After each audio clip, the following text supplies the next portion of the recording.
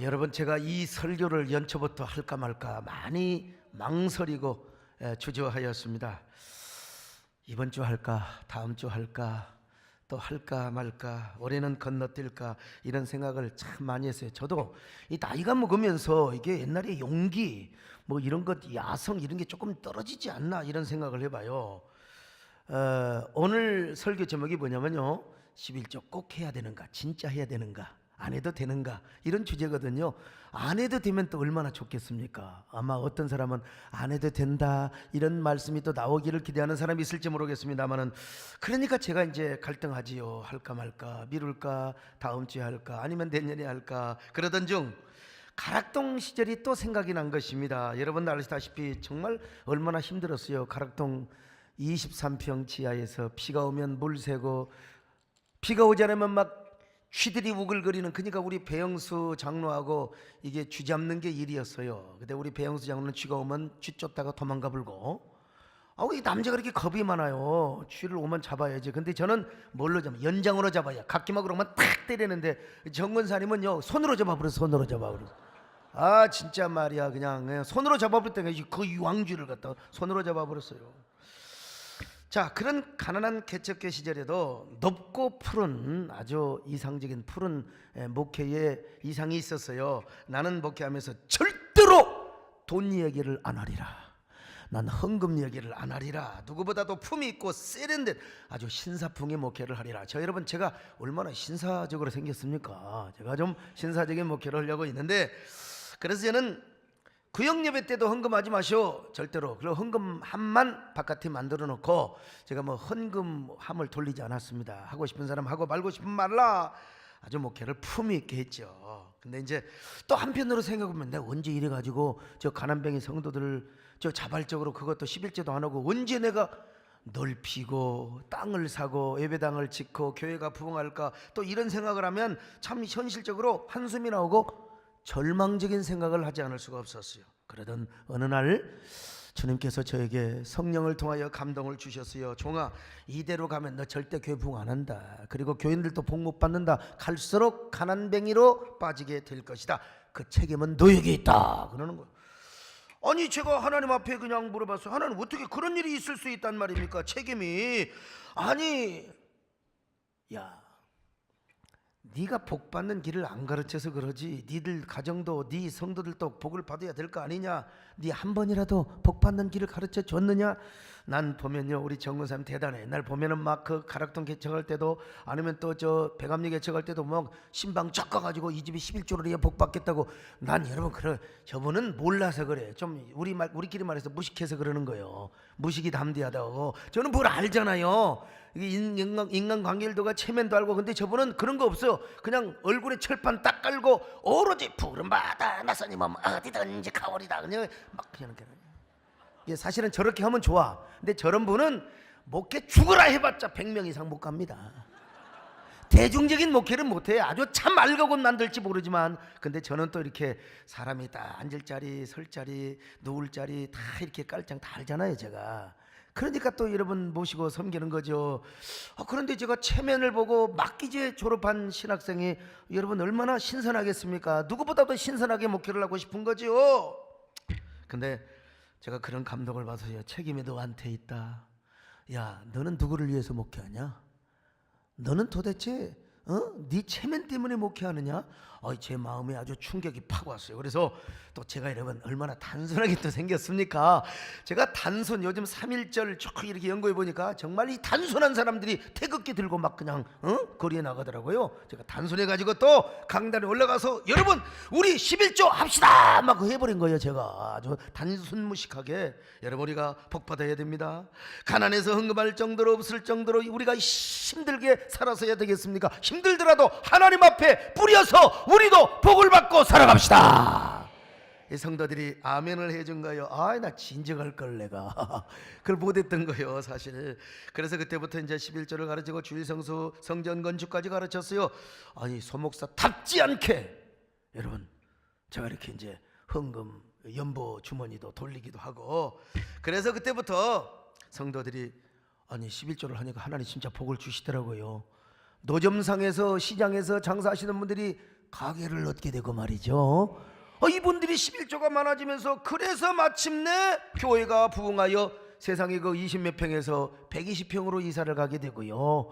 그리고 그들이 막 그냥 헌금을 하고 또 저기 우리 광주의 문장로님 막 그냥 헌금하고 그래가지고 여러분 저 분당의 땅을 사서 예배당을 짓게 되었던 것입니다.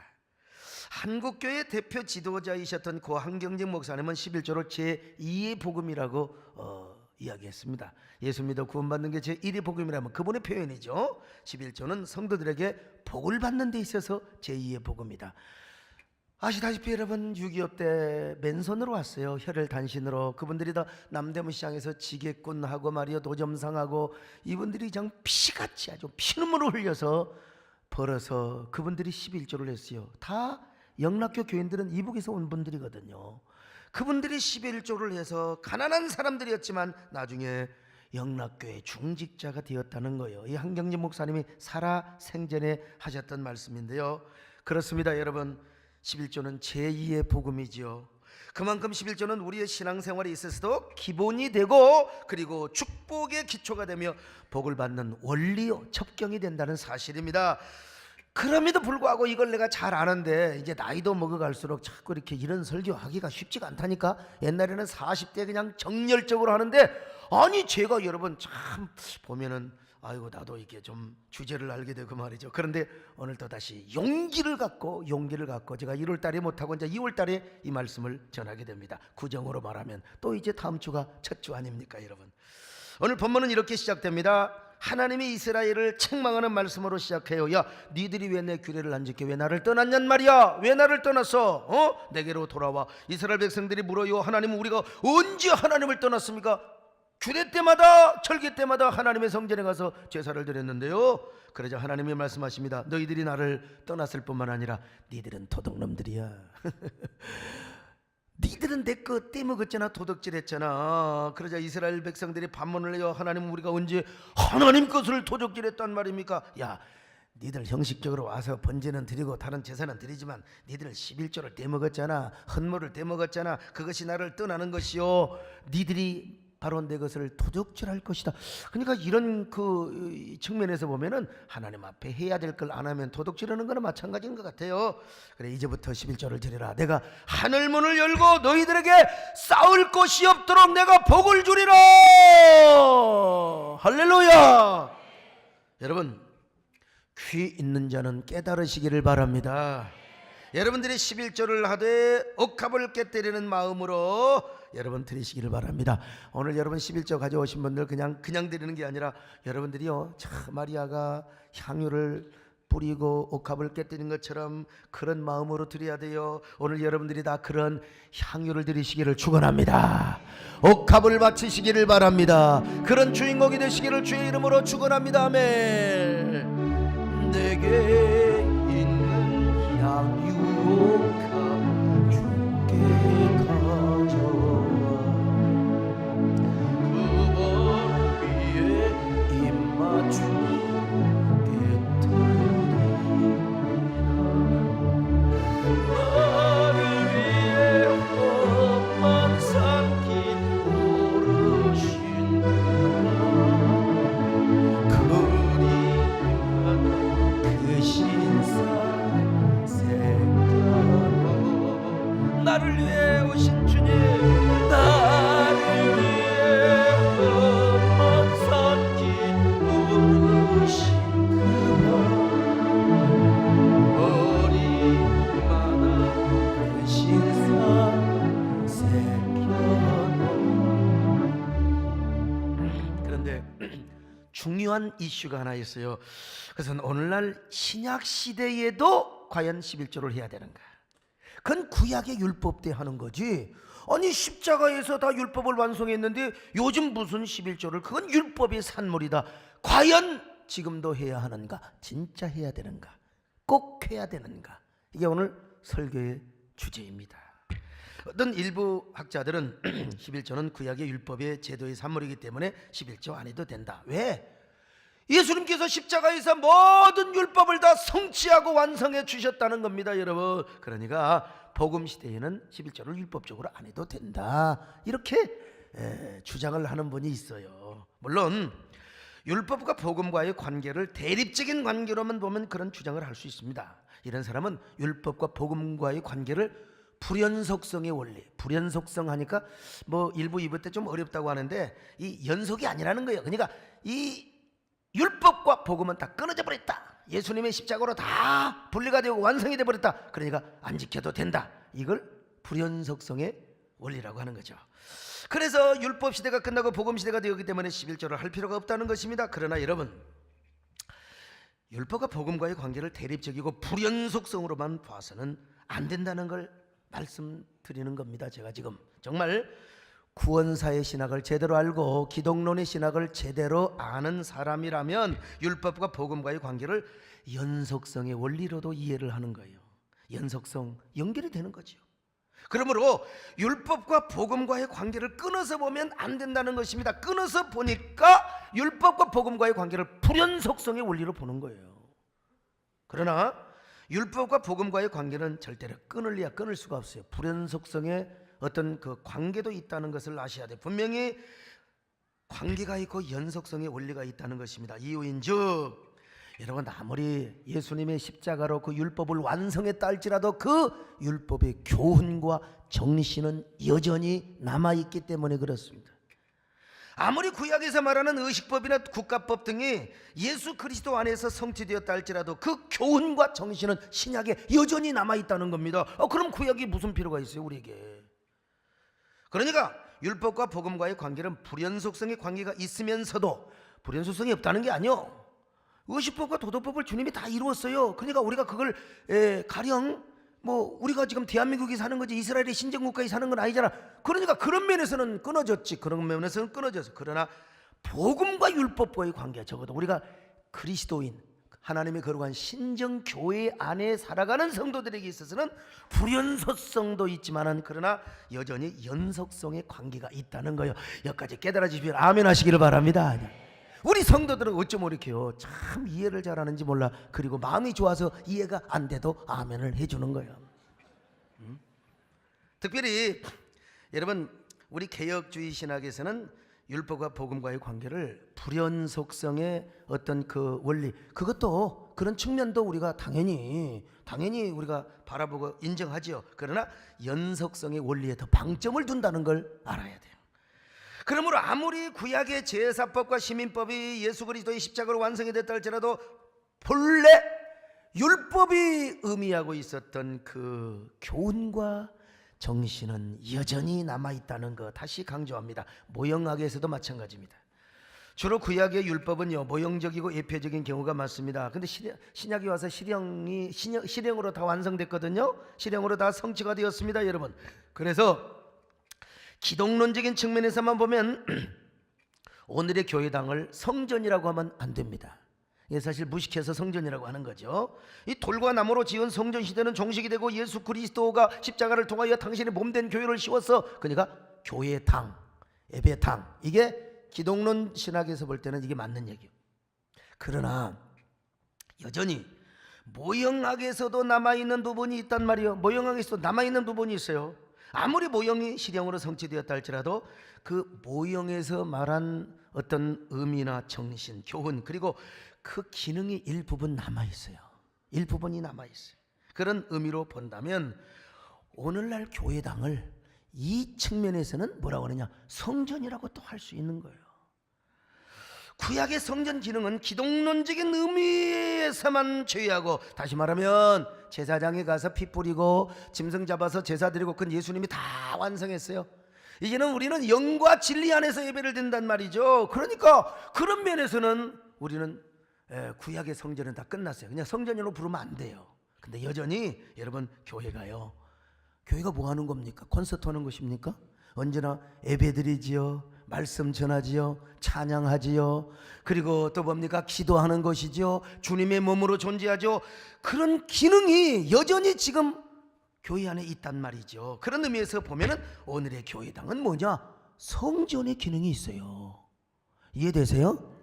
그러니까 우리는 할 수 있으면 성전이란 말을 안 쓰는 게 좋지만, 그러나 우리가 아버지 전에 가서 기도해야지, 텔레비 보지 말고 아버지 집에 가서, 아버지 전에 가서, 성전에 가서 내가 기도해야지, 이럴 때는 맞아요. 이해되시면 아멘합니다. 이게 어떤 분들은 막 성전 안 쓰는 용어 안 쓰는 걸로 그걸 위해서 목숨을 걸고, 그게 목숨 걸 필요 없어요. 이럴 때는 쓰고 저럴 때는 안 쓰고 그러는 거예요. 성전과 교회와의 관계를 이분법적으로 보고 대립적으로만 본다면 신약의 예배당을 절대로 성전으로 불러서는 아니 되겠지요. 사실 기독론적인 마인드로 볼 때는 어떤 경우도 오늘의 교회당은 성전으로 부를 수가 없어요. 그러나 좀 더 폭넓게 봐요. 좀 더 폭넓게 봐서, 그리고 연속성의 원리로 본다면 예배당을 성전으로 풀 수 있다. 이해되십니까? 난 내가 왜 이렇게 설명을 잘하는지 모르겠어요. 내가 봐도요. 11조도 마찬가지입니다. 율법과 복음과의 관계를 대립적으로 불연속성으로만 본다면 11조 안 해야죠. 당연히 율법의 산물로만 본다면 그건 왜 우리가 지금 오늘날 율법을 지킵니까? 그러나 구약과 신약 또는 복음과 율법과의 관계를 연속성의 원리로 보면 당연히 11조는 해야 돼요. 그 11조의 의미와 정신, 교훈, 가르침, 그 모든 신앙의 원리가 여러분 다 있어요. 우리가 그러면 구약에 짐승제사 안 하는 것만 빼놓고 우리가 다 지금 하나님 앞에 경배하는 건데, 그러면 우리는 뭘 어떻게 하는 거야? 입만 떼고 가요? 당연히 우리가 구약 백성들 하는 것처럼 우리도 하나님 앞에 11조를 드려야지요. 물론 11조를 드리는 데 있어서 율법의 정신으로 하느냐, 의문의 어떤 그 근거로 하느냐, 그건 아니죠. 복음의 정신으로 해야죠. 복음의 정신으로 하기 때문에 오히려 11조 무용론을 주장하는 사람은 맞습니다. 12조를 해야죠. 복음의 정신으로 하는 건 13조도 해야 돼. 그래서 누굽니까? 록펠러는 10의 9조까지 했어요. 그러니까 꼭 율법을 얘기를 하면 13조 14조를 강조해야지 아예 프리하게 한다. 도대체 뭐 하자는 거예요, 여러분요? 복음과 율법과의 관계를 연속성의 원리로 보고 복음의 정신을 앞세 온다면 12조 13조도 해야 된다. 여러분 11조를 복음의 정신으로 하시기를 바랍니다. 율법의 정신으로 하지 마시고 하나님을 더 사랑하는 마음으로 하시기를 바랍니다. 의문의 원리로만 하지 마시고 하나님의 선민이요, 그리고 언약 백성으로서 하나님을 더 잘 섬기고 하나님을 더 가까이하고 친밀하고 하나님의 언약된 백성으로서 더 주님을 섬기는 마음으로 그렇게 하시기를 축원합니다. 아멘. 내 구주 예수 더욱 사랑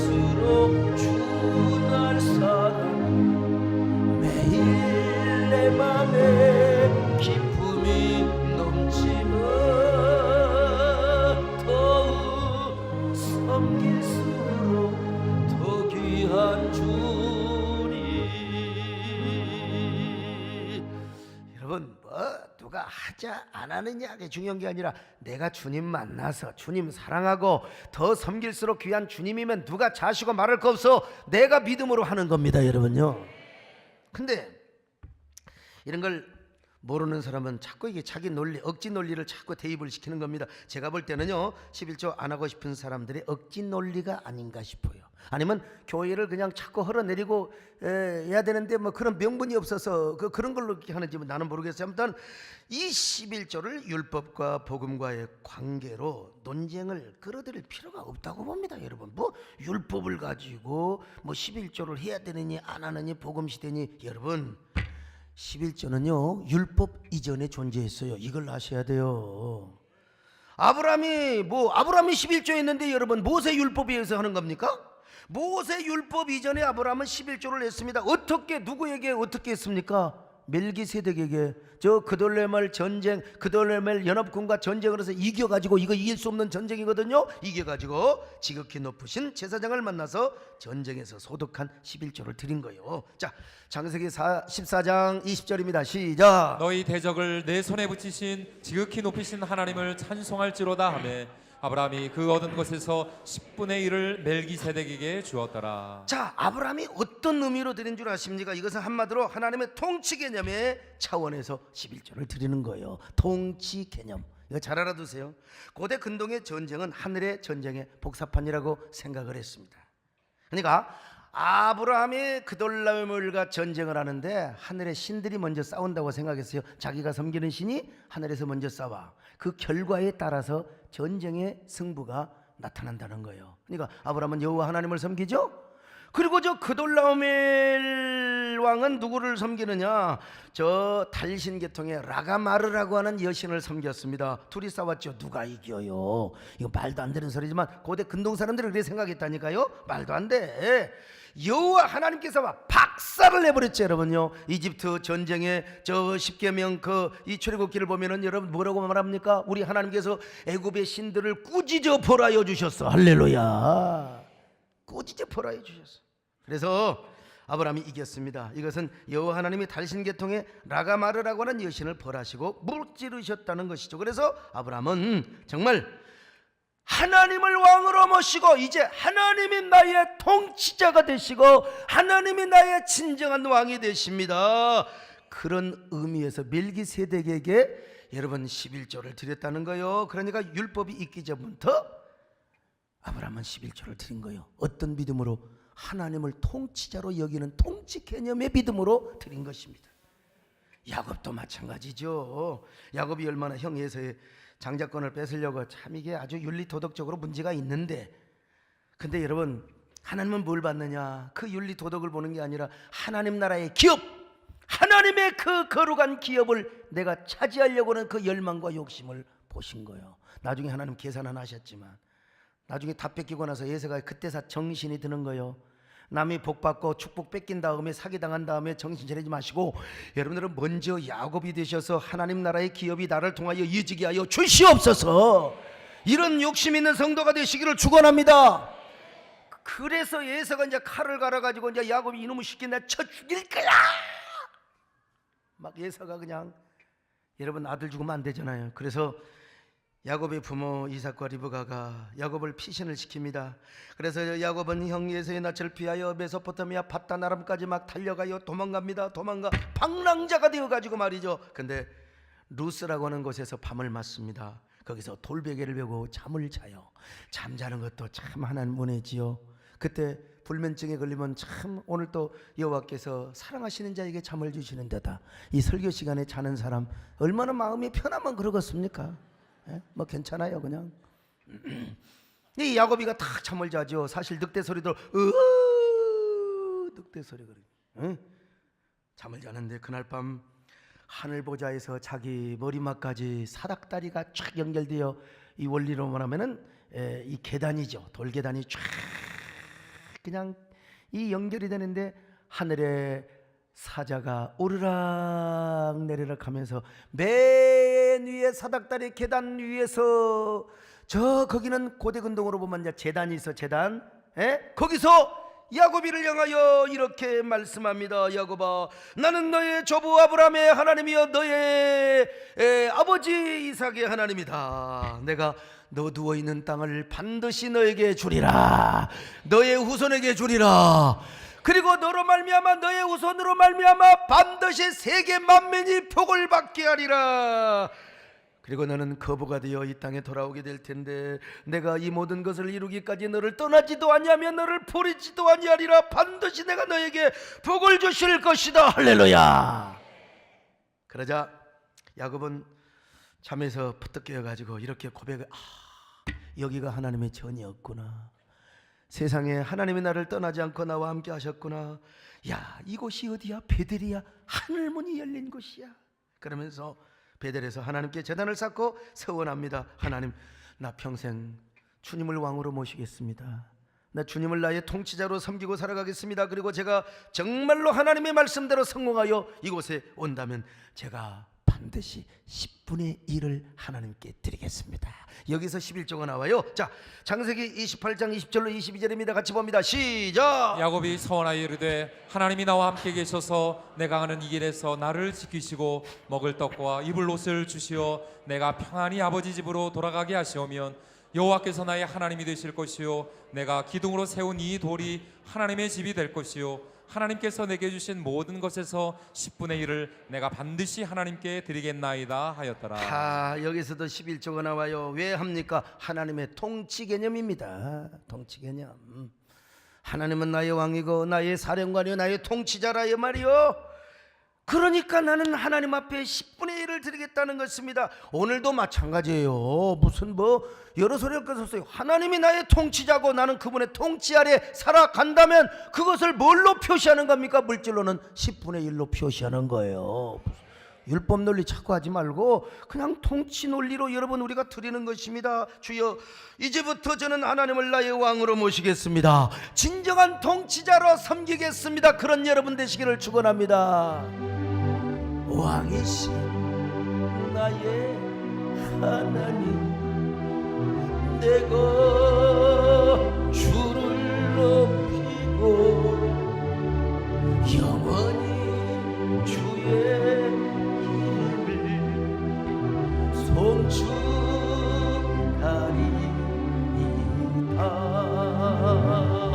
내 주를 가까이 괴로운 십자가같이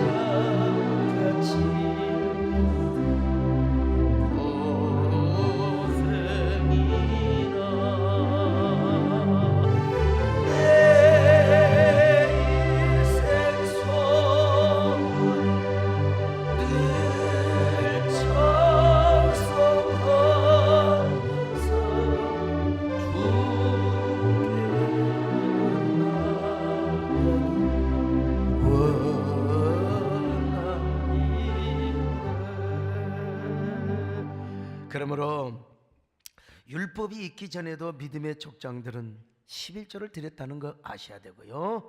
그런 의미에서 11조는 하나님을 왕으로 모시고 하나님의 통치 안에 살아가는 언약 백성의 표식이요 고백이요 믿음으로 드린다는 거죠. 그리고 후대 와서 이것을 율법 제도를 통하여 족장들만이 아니다, 모든 사람들이 다 나를 왕으로 모셔야 된다, 나를 통치자로 모셔야 된다, 그래서 율법화 시킨 거예요. 그런데 무슨 이런 논리를 여기다가 갖다 대냔 말이죠. 특별한 사람만 드리는 게 아니라 모든 사람이 다 드려야 된다는 거요. 누구나 다 왕적 통치 안에 살아가라는 것입니다. 시간의 영역에서는 뭘 드려요? 우리가 안식일 주의를 지키는 거죠. 그러나 물질의 영역에서는 11조를 드리는 거요. 그러면서 하나님의 왕적 통치 안에서 나는 당신의 종입니다. 나는 당신의 백성입니다. 언약 백성입니다. 하나님의 자녀입니다. 오늘날 아무리 율법이 복음으로 성취가 되고 또 율법이 십자가로 완성이 되었다 할지라도 하나님을 왕으로 모시고 그 왕적 통치 안에 살아가는 사람은 신약 시대에도 11조를 드려야 된다. 이해되시면 아멘합니다. 정말 하나님의 언약 백성이고 하나님의 은혜와 약속과 믿음으로 살아가는 사람이라면 반드시 드려야 된다. 예수님도 하라고 했잖아요. 예수님도. 자, 마태복음 23장 23절 같이 봅니다. 시작. 화 있을진저 외식하는 서기관들과 바리새인들이여, 너희가 박하와 회양과 근체의 11조는 드리되 율법에서 중한 바 정의와 긍휼과 믿음은 버렸도다. 그러나 이것도 행하고 저것도 버리지 말아야 할지니라. 예수님도 신약에서 11조 하라고 그랬어요. 근데 11조만 껍질 물질만 해놓고 막 이거 긍휼과 무슨 여러 가지 정의와 또 여러 가지 어떤 그 연면 햇세도 이런 걸 잃어버려서 그냥 정신을 잃어버린 거야. 그러니까 너희들의 11조의 정신도 회복하고, 그리고 물질의 11조도 하고, 이것도 행하고 저것도 행하고, 우리로 말하면 11조를 껍데기만 하고 나가서 지멋대로 살라고, 그게 아니라 정말 하나님도 사랑하고 11조도 하고, 할렐루야, 이웃도 사랑하고 11조도 하고, 이 말입니다. 여러분 깨달으시기를 바랍니다. 그래서 오늘 본문도 구약 말라기에서 지금 통치 개념과 성전 운영의 권리로 11조를 운영의 원리로 11조를 지금 이야기하고 있다는 겁니다. 당시에 많은 사람들 가운데 11조를 안 했던 것 같아요. 많은 사람들이 그러면 성전 창고가 비니 제사장들이 뭘 먹고 살아요? 나라도 국고가 텅텅 비면 공무원들, 오늘 우리 사단장님도 오셨는데요, 나라가 돈이 없으면 월급을 못 준다고 공무원들. 나도 여러분 교회가 창고가 비면 교역자들 월급을 못 주면 당장 노조 결성해서 소목사 쫓아내자 그럴 거예요. 예. 안 그럴 것 같지만 6개월만 안 줘봐요. 수근수근하고 그냥 입이 다 부러지고 그냥. 지금요, 지금 뭡니까? 제사장들이 먹을 것이 없어요. 이게 하나님께서 성전을 통해서 통치를 해야 돼요. 통치. 그러니까 하나님 편에서 볼 때는 통치고 인간 편에서 볼 때는 운영이야. 운영. 그래서 하나님의 성전이 운영이 되고 특별히 제사장들을 먹여 살리기 위하여 11조를 하도록 한 겁니다. 성전 창고가 비면 되겠습니까? 근데 하나님은 당신의 백성들을 어떻게 다스린 줄 아세요? 성전을 통해서 다스립니다. 시온에서 다스린다고 성경에서 말씀하지 않습니까? 자, 시편 102편 21절입니다. 시작. 여호와의 이름을 시온에서 그 영예를 예루살렘에서 선포하게 하려 하심이라. 자, 110편 2절입니다. 시작. 여호와께서 시온에서부터 주의 권능의 귤을 내보내시리니 주는 원수들 중에서 다스리소서. 자, 시편 134편 3절입니다. 시작. 천지를 지으신 여호와께서 시온에서 내게 복을 주실지어다. 시온이 어떤 곳입니까? 예루살렘 중에서도 성전이 있는 산, 성전산, 이게 시온입니다.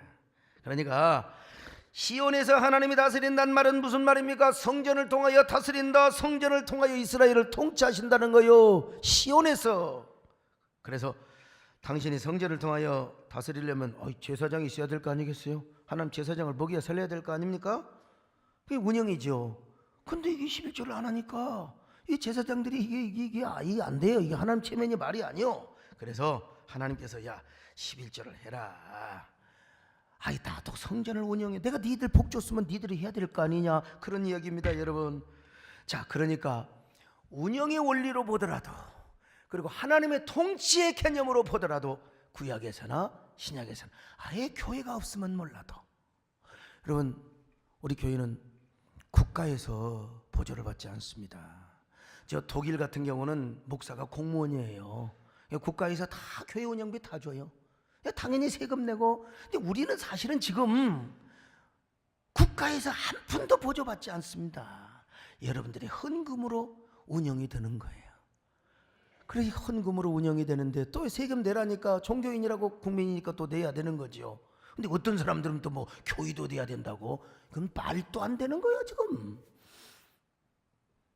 여러분들이 드리는 11조로 초도 사례비를 받고 또 우리 모든 직원들 교역자들 다 받고 한국교회 공익과 하나님의 나라를 위하여 하나님의 토성을 위하여 우리 교회가 약방의 감초처럼 쓰임받고 있는 거 아닙니까 여러분? 통치 개념이라는 거요. 그래서 예수님도 당연히 11조를 하라고 한 것이로, 그리고 오늘의 교회도 성경적인 원리에 따라서 11조와 헌금을 가르치는 겁니다 여러분.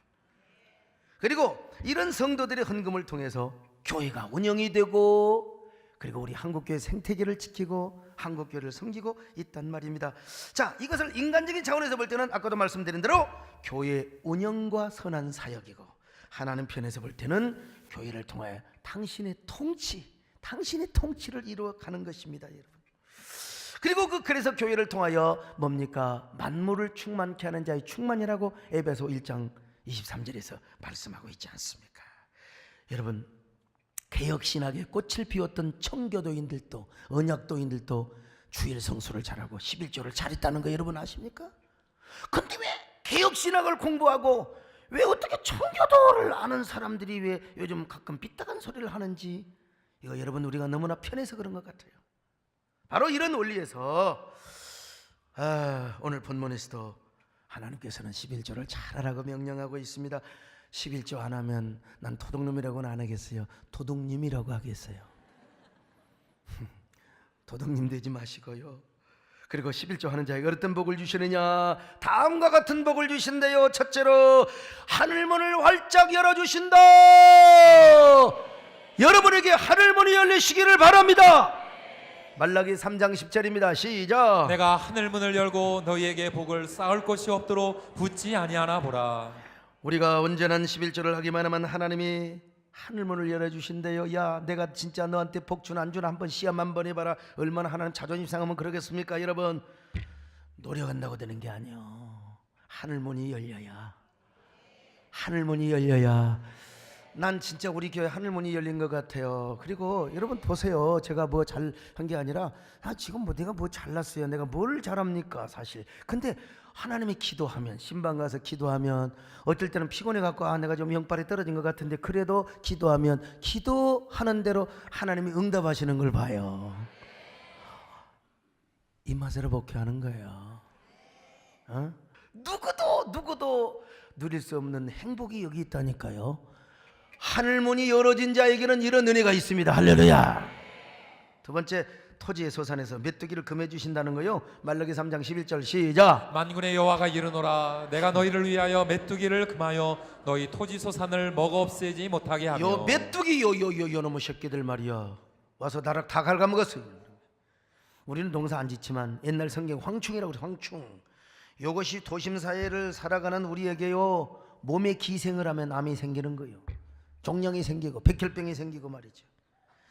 요것이 재물을 침입해요. 돈이 안 나갈 때 자꾸 나가요. 요것이 헛돈만 나가요. 메뚜기가 재물을 갉아먹으니까 뭐가 다 됐는데 또 그러져 버려요. 그냥 요놈의 메뚜기를 그냥 밟아야 될 줄로 믿습니다. 여러분, 질병의 메뚜기가 예수 이름으로 물러갈지어다.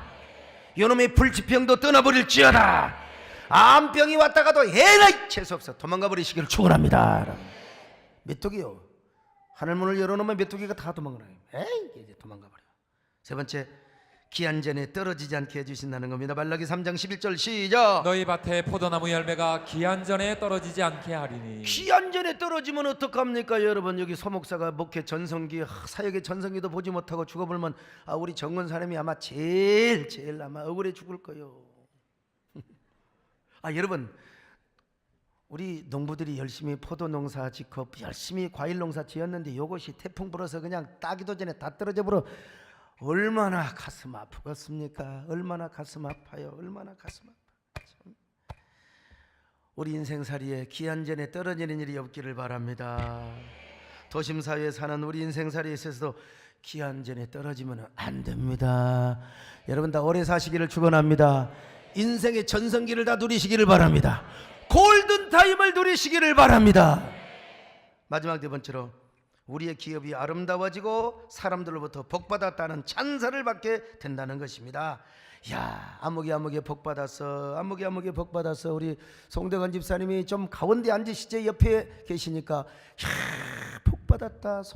지난번에 그 연말 콘서트에 가니까 세상에 저를 뭐라고 한 줄 아세요? 거기서 막 노래나 부를 일이죠. 갑자기 하다가 할렐루야 해버려요 그냥.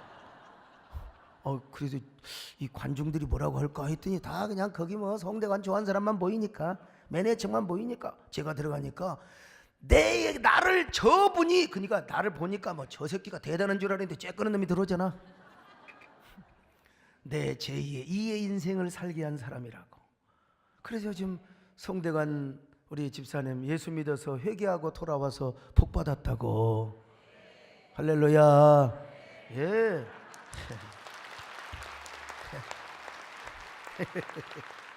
말라기 3장 12절 같이 보실까요? 시작. 너희 땅이 아름다워짐으로 모든 이방인들이 너희를 복되다 하리라. 만군의 여호와의 말이니라. 정말 저는요, 내가 봐도 참 복받았다고 소리 많이 듣습니다. 제가 많이 들어요. 정말 많이 들어요. 예? 여러분 복 받아서 교회가 부흥하고 저도 복 받으니까 나라와 민족을 위해서 일할 거 아니겠습니까?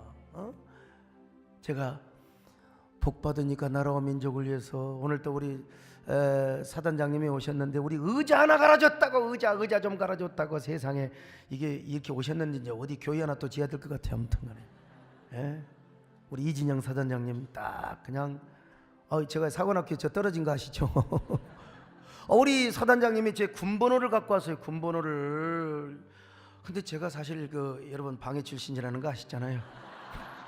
육군본부에다가 다 알아보니까 소강석이 군번이 없는 거요. 홍룡기 쳐봐도 홍룡기가 안 나오는 거요. 아이 나 참 쪽팔리게 그런 것까지 조회를 하면 어떻게 됩니까? 세상에. 그래가지고 이제 2018년도에 군번을 지금 딱 갖고 왔어요.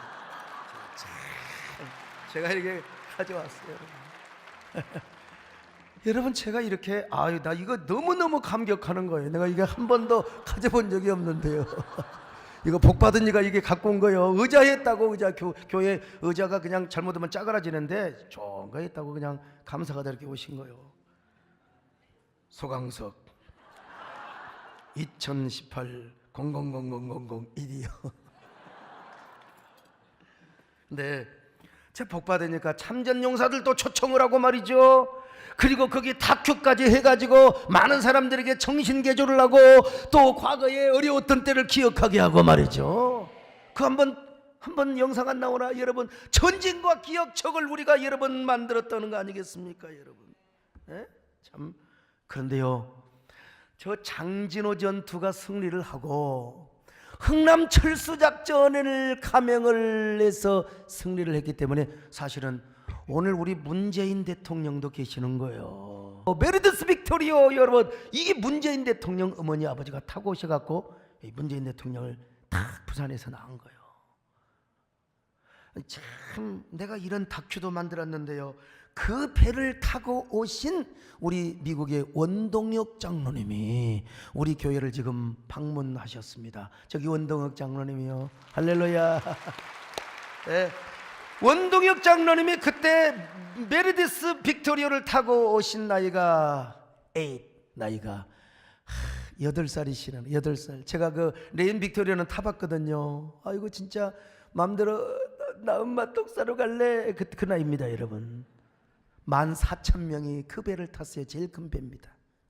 그 배를 타고 이렇게 탁 왔기 때문에 우리 원장로님도 평생 교회 잘 섬기셨을 거 아니겠어요.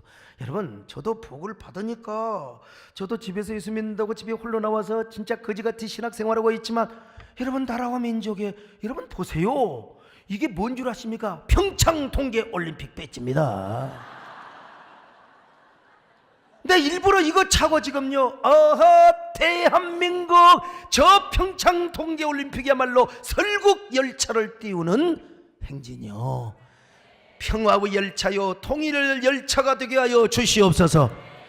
요 용어는요 대한민국 제가 제일 먼저 썼습니다. 이거 나중에 나오는 건 전부 다 패러디입니다 여러분. 표절입니다. 표절이요. 제가 이렇게 나라를 사랑하는 마음으로 여러분도 11조를 잘하셔서 여러분 모두가 언약의 통로가 되시기를 축원합니다. 당신은 하나님의 언약 안에 있는 축복의 통로, 당신을 통하여서 열방이 주께 돌아오게 되리. 신약에는 11조를 해야 되는가? Of course. 당근이죠. 어떻게 하는가? 복음의 정신으로, 그리고 통치 개념의 원리로. 여러분 모두 11조는 축복의 문을 여는 마스터키입니다. 올해만 복을 받을 뿐만 아니라 평생 축복받는 주인공 되시기를 축원합니다. 하나님 아버지 고맙습니다. 우리 모두 귀한 축복의 성도들 되게 하여 주시옵소서. 예수님의 이름으로 기도드리옵나이다. 아멘.